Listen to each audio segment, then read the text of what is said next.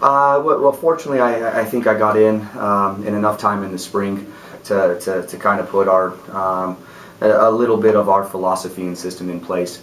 I really think that allowed for a little bit more of it allowed us to move forward quickly in our progressions this fall.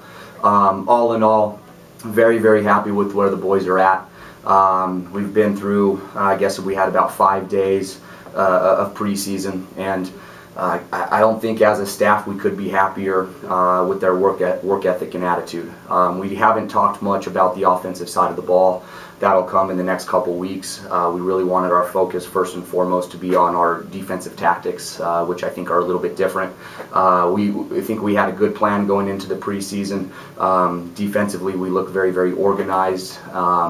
Each player, I think, understands their responsibilities in each individual position, and we've really gotten off to, I think, a pretty decent start this preseason. A firm believer that it's a fantastic accolade for individual players to get the Defensive Player of the Year, a preseason Player of the Year, as the young man from Regis did, and also the Goalkeeper of the Year.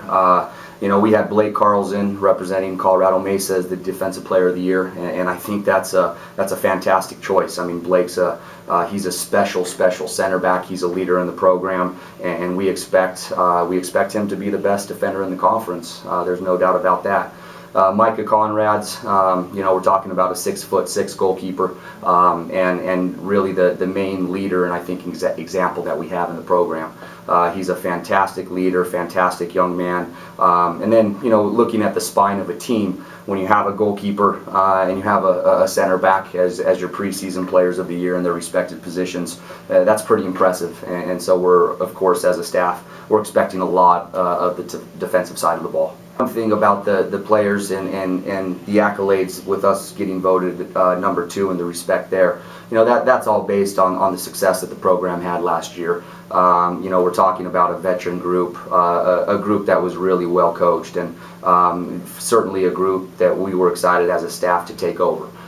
They have a superior soccer wit, there's no doubt about that, and as a staff, it's really, we're not starting from scratch. The pieces are there. We still need some pieces to get to where we want to go, but in large part, we have, I think, 18, 19, 20 players in the mix that we're going to be looking at to get substantial time this year. Aside from Blake and Micah, really our outside backs are very good players, and I think they were instrumental in the success of the program last year. That was Stan Schrock and Oliver Curran, left back and right back, senior leaders. Energy about them is fantastic.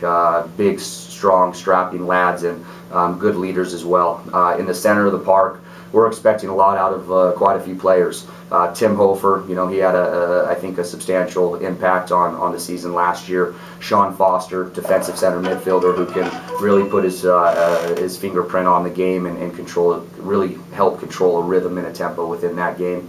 Outside, the twins, of course, Kevin and Nestor, very dynamic players. We're going to expect a lot from them moving forward and creating opportunities for us to score. I think both those players are capable of netting quite a few goals this year for us, alongside Hofer. Spencer Jackson, young center midfielder, sophomore, very good player. I think people will see a lot of him this year.